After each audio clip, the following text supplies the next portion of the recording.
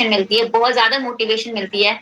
और मैं गारंटी के साथ बोल सकती हूँ कि इस ट्रेनिंग के बाद जब आप उनको सुनोगे ना, तो आप लोग एक ही चीज़ बोलोगे, करना है तो मुझे यही करना है, बनना है तो मुझे इसी इंडस्ट्री का पार्ट बनना है। तो सर के बारे में थोड़ा-सा अगर मैं आपको और बताऊँ तो बेसिकली वो एक रिटायर्ड आर्मी पर्सन है, ठीक है? उनको सुनकर आपको पता चलेगा, हम लोग उन्हीं से बात करेंगे, उन्हीं से पूछेंगे कि उनकी लाइफ में ये इंडस्ट्री कैसे आई और आपकी लाइफ में ये इंडस्ट्री कैसे ग्रो करने में आपको हेल्प कर सकती है। सो सर आप अपने आप को अनम्यूट कर सकते हैं। Very good evening Umesh sir, आपको आवाज़ आ रही है आपको मेरी? Yes ma'am, good evening to all. चलिए उमेश सर कैसे हैं आप? बिल्कुल ठीक, फर्स्ट क्लास। चलिए तो सबसे पहले तो उमेश सर आपका वेलकम है हमारे सेशन में, आपका हार्दिक स्वागत है। तो सबसे पहले आपके इंट्रोडक्शन के साथ हम लोग ट्रेनिंग को शुरू करेंगे, तो आप थोड़ा-सा अपने बारे में बताइए कि आप कौन हैं, आप कहाँ से हैं, क्या करते हो आप? मेरा नाम उमेश नंदन है। मैं एक रिटायर्ड आर्मी ऑफिसर हूँ।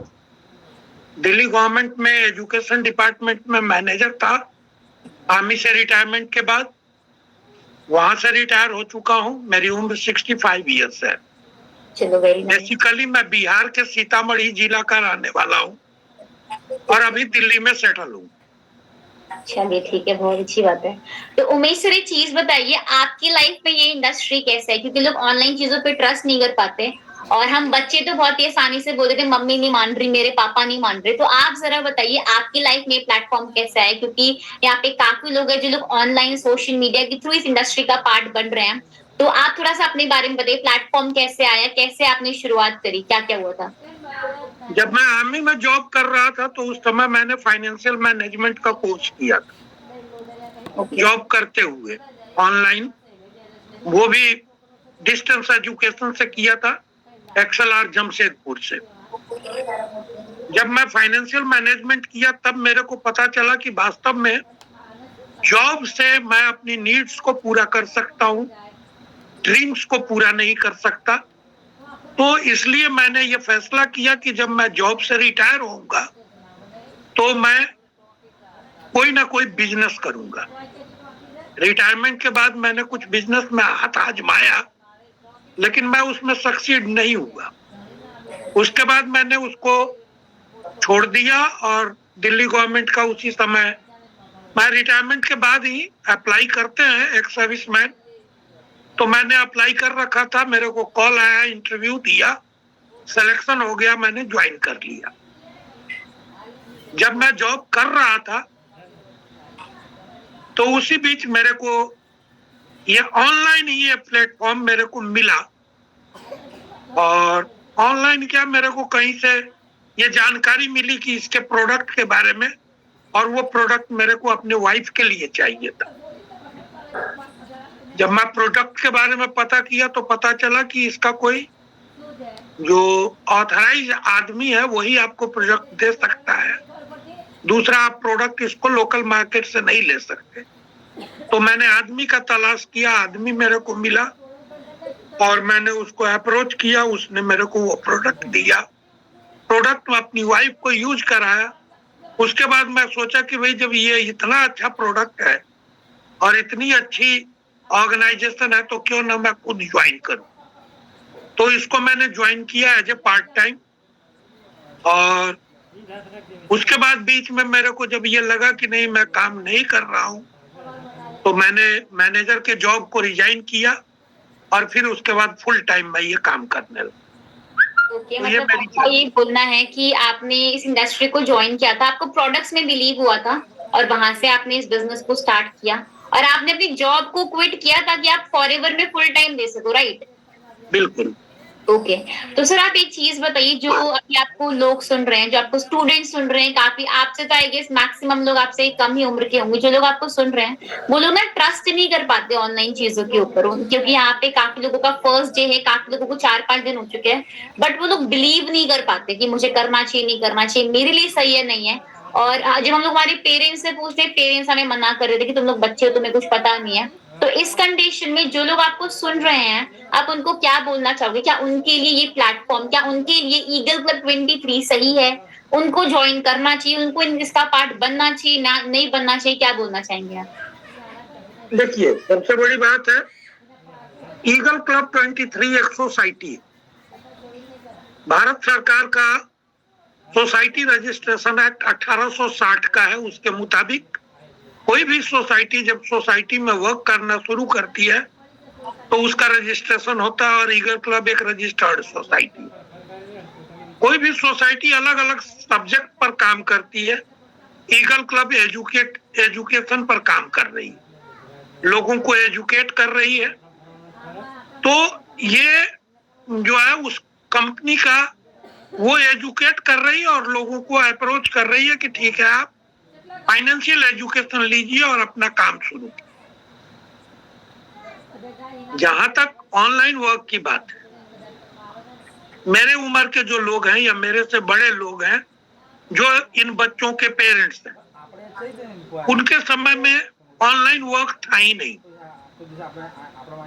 जब इंडिया में मनमोहन सिंह जब वित्त मंत्री थे तब उन्होंने ग्लोबलाइजेशन के दौर को शुरू किया था और उन्होंने इंडिया का मार्केट खोला था। उसके बाद प्राइवेट कंपनियां आना शुरू हुई इंडिया में। नहीं तो उससे पहले 2-4 कंपनियां थी, जैसे टाटा, बिरला, ये सब थे जो नामी थे और ज्यादातर लोग उनके साथ काम करते थे। जब ग्लोबलाइजेशन का दौर शुरू हुआ है तब ऑनलाइन का वर्क शुरू हुआ है। तो जो जिन्होंने अपने लाइफ में ऑनलाइन नहीं देखा उनको भरोसा नहीं होता है। जो दूसरी बात कि वो इतना टेक्निकली एजुकेटेड नहीं है, इसलिए वो टेक्निकल चीजें नहीं जानते। जो आजकल के बच्चे हैं उनको पता है कि आज एआई का जमाना है, जहां गाड़ियां भी बिना ड्राइवर के चलेंगी। एजुकेशन ऑनलाइन हो रहा है, हॉस्पिटल प्रोसीजर ऑनलाइन है, आपको सामान खरीदना, परचेजिंग ऑनलाइन है। तो जब ये सारी सुविधाएं आपको ऑनलाइन है तो फिर ऑनलाइन काम क्यों नहीं? जब हम ऑनलाइन एक्सपेंड कर सकते हैं तो ऑनलाइन अर्न क्यों नहीं कर सकते? तो इसलिए जो बच्चे ये सोचते हैं कि ये मेरे लिए उपयुक्त नहीं है, वो गलत सोचते हैं। दूसरी बात कि आजकल ये जो मार्केटिंग का बिजनेस है पूरा लाइफ मार्केटिंग पर डिपेंड है। आप सांस भी लेते हैं वो भी मार्केटिंग के थ्रू है। आपने देखा है कि कोरोना काल में लोग ऑक्सीजन खरीद के सांस ले रहे थे, तो अब तो हवा भी लोगों को खरीदना पड़ रहा है और बेचने वाला हवा भी बेच रहा है। तो ये सोचना कि मार्केटिंग वो नहीं कर सकते या मार्केटिंग का जॉब इंफीरियर जॉब है, जॉब कोई इंफीरियर या सुपीरियर नहीं होता। आपकी कैपेबिलिटी क्या है, आप उसमें कितना प्रोग्रेस कर सकते हैं, आप कितना डिटरमाइंड है अपने प्रोग्रेशन के प्रति, इसके ऊपर डिपेंड करता है। और जो जिस काम में कामयाब है, इथिकल काम होना चाहिए, नॉन इथिकल नहीं होना चाहिए।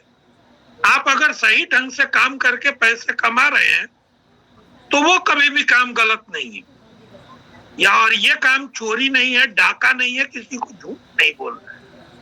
यह 100% प्योर काम है, भारत सरकार से रजिस्टर्ड है, कॉर्पोरेट अफेयर्स मिनिस्ट्री से इसका रजिस्ट्रेशन है। एक एक डॉक्यूमेंट्स इसका जो है वो भारत सरकार से मान्यता प्राप्त है। जीएसटी रजिस्ट्रेशन है, सीएसटी रजिस्ट्रेशन है, इनकम टैक्स रजिस्ट्रेशन है। तो जो कंपनी इतना सब कुछ करके इंडिया में पिछले 23 सालों से काम कर रही है वो गलत कैसे हो सकती है? और दूसरी बात कि जो लोग ये सोचते हैं कि मैं नहीं कर पाऊंगा तो उनको सेल्फ बिलीफ नहीं है, मैं तो यही कहूंगा। चलिए, आपको सुनना तो मुझे हमेशा से पसंद है और 100% आपको सुनकर मेरे को बहुत अच्छा लगा। तो एक बार ऑडियंस से जानते हैं, चार्ज तो मेरे पास ही आएगी। आपको कैसा लगा उमेश सर को सुन के? क्योंकि आप खुद सोचो, एक 65 इयर्स ओल्ड पर्सन अगर कर सकते तो ऑब्वियस सी बात है आपको कभी गलत सलाह नहीं देंगे, ठीक है। और सबसे बड़ी बात अगर मैं आपको बताऊं तो सर को सुनकर आपको एक चीज समझ में आएगी कि हमारी इंडस्ट्री में एज एक नंबर है सर। ये किसी ने भी नहीं बोला कि आप नहीं कर सकते। अगर आप लोग लाइफ में कुछ बड़ा करना चाहते हो ना, तो हम लोग हर तरीके से रेडी हैं आपको सपोर्ट करने के लिए, गाइड करने के लिए। और 100% अगर उमेश सर जैसे जैसे टीम में लोग हो ना, तो काम करने में मजा तो आएगा ही आएगा। एक मोटिवेशन मिलती है कि अगर ये कर सकते तो हम भी कर सकते हैं। सर लास्ट में आप अपनी तरफ से कोई मैसेज देना चाहोगे सब लोगों को? मैं यही मैसेज देना चाहूंगा कि देखिए, अभी वर्ल्ड वाइड इन्वायरमेंट जो है जॉब का बिल्कुल खत्म होता जा रहा है। आप जॉब के चक्कर में अपने लाइफ को स्पॉइल मत कीजिए।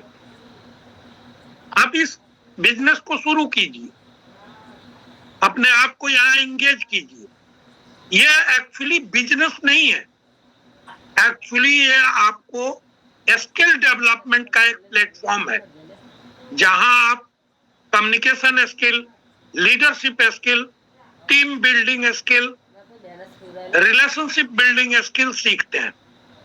लोकल मार्केट में अगर आप इसी स्किल्स को सीखने जाइएगा तो आपको हजारों रुपए देना पड़ेगा। यहाँ आपको मुफ्त में ये सारे स्किल्स सीखने को मिलेगा, साथ में आपका बिजनेस बढ़ेगा। और आप यहाँ एक ये यार्ड स्टिक रखिए कि आप 2 से 3 साल अगर आप इस बिजनेस में अपने को इन्वॉल्व करते हैं तो 3 साल बाद आपको ये कैपेबिलिटी होगी कि आप लोगों को नौकरी देंगे, आपको किसी यहाँ नौकरी करने की जरूरत नहीं होगी। तो मैं तो यही कहूंगा कि आप ये सोच के मत कीजिए कि मैं बिजनेस करने जा रहा हूं। आप ये सोच के कीजिए कि भाई मैं इंटरमीडिएट पास हूं, ग्रेजुएशन का सर्टिफिकेशन लेने जा रहा हूं। 3 साल में मेरे को वो सीखना है जो आज तक मैंने अपने लाइफ में स्कूल में, कॉलेजेस में, टेक्निकल एजुकेशन इंस्टीट्यूट में नहीं सीखा, वो यहाँ सीखूंगा, अपने लाइफ को अप बिल्ड करूंगा और अपने लाइफ में प्रोग्रेस करूंगा। तो इस बिजनेस में आप ये सोच के आइए, और ये जगह अगर आप सीखेंगे तो आपके लाइफ में पैसा तो सेकेंडरी मैटर है। प्राइमरी तो आपका एजुकेशन है, प्राइमरी तो आपका अपना सेल्फ इम्प्रूवमेंट है। और जब सेल्फ इम्प्रूवमेंट होगा तो पैसा तो पीछे पीछे आएगा ही। जब आप में मेरिट आएगी तो जितने भी आपके अर्निंग्स हैं वो बढ़ेंगे। बाकी जितना आपने सीखा है उसके मुताबिक अगर आप अर्निंग करना चाहते हैं तो वही कहीं क्लर्क की नौकरी मिलेगी, या ज्यादा मेरिटोरियस है आप IAS IPS कम्पीट कर ले, लेकिन उस समय भी आपको नौकरी ही करना पड़ेगा। और आपके ऊपर 50 बॉस होंगे, जो हो सकता है कि तीसरी पास कोई नेताजी भी हो जाए। भले आप IAS बन जाए हैं, लेकिन नेताजी अगर तीसरी 5वीं पास है और वो आपका बॉस बन गए तो आपको उनके अंडर नौकरी करना पड़ेगा। तो उससे तो ज्यादा बेटर है कि आप इंडिपेंडेंट अपना बिजनेस करें और अपने आप को इम्प्रूव करें और किसी के ऊपर नीचे आगे पीछे ना घूमे। क्योंकि इस बिजनेस में बोला जाता है बिजनेस ओनर, तो आप मालिक बनते हैं, आप किसी के नौकर नहीं बनते। इसलिए ये बिजनेस बहुत बेटर है नौकरी करने। और मैं नौकरी करके अपना एक्सपीरियंस ले चुका हूँ, 2 नौकरी किया हूँ, इसलिए मैं दावे से बोल सकता हूँ कि हमारे बुजुर्ग जो बोलते थे ना, नौकरी ना करी, नौकरी नहीं करनी चाहिए। हमारे बुजुर्ग ये अक्सर बोला करते थे, हमारे ग्रैंडफादर बोला करते थे कि नौकरी करने से अच्छा है खेती कर लो, किसी का गुलाम बनना अच्छा नहीं है। तो गुलामी तो भारत में, लेकिन मानसिकता ऐसी है, हमारा एजुकेशन पैटर्न ऐसा बना दिया गया है कि हम गुलामी करना ज्यादा पसंद करते हैं, इंडिपेंडेंट अपना काम करना पसंद नहीं करते। दूसरी बात कि लोग हमको शक की निगाह से देखते हैं और लोग ये हमारी कैपेबिलिटी को बहुत कम आंकते हैं। वो बोलते हैं कि तुम इसको कर पाएगा।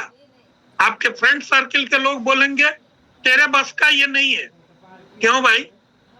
जिंदगी में हर बड़ा काम कोई ना कोई आदमी ही करता है।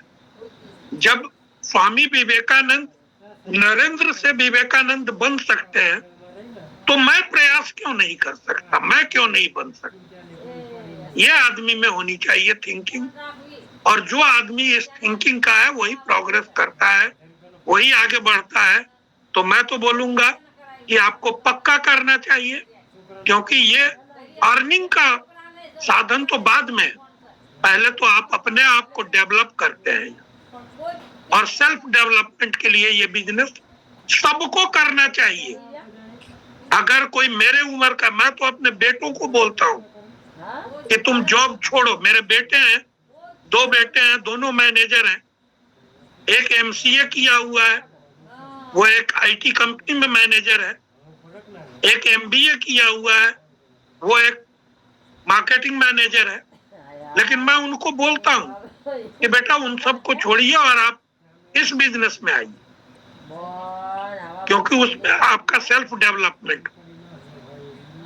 और मैं तो लाऊंगा उनको, आज न कल वो भले चाहे कुछ भी करे, लेकिन आएंगे। चलिए, क्या बात है उमेश सर, बहुत अच्छा लगा आपको सुनकर। और मैं चार्ज देख रही थी, काफी पॉजिटिव वाइब्स आ रही थी सब लोगों को आपको सुनकर। आप खुद सोचिए, अगर एक फादर यहाँ पे बैठकर बोल रहे हैं कि मैं मेरे बच्चों को इस इंडस्ट्री का पार्ट बनाऊंगा, तो कभी भी एक फादर अपने बच्चों का बुरा कभी लाइफ में नहीं चाहेंगे। तो thank you so much Umesh sir, आपने अपना इतना प्रीशियस टाइम दिया और इतनी अच्छी knowledge the. And I really wish कि आपको सुनकर ना जो थोड़े बहुत डाउट्स होंगे ना लोगों के माइंड में, वो जरूर खत्म हुए होंगे। Thank you sir. Thank you ma'am, thank you all. चलिए, तो फटाफट से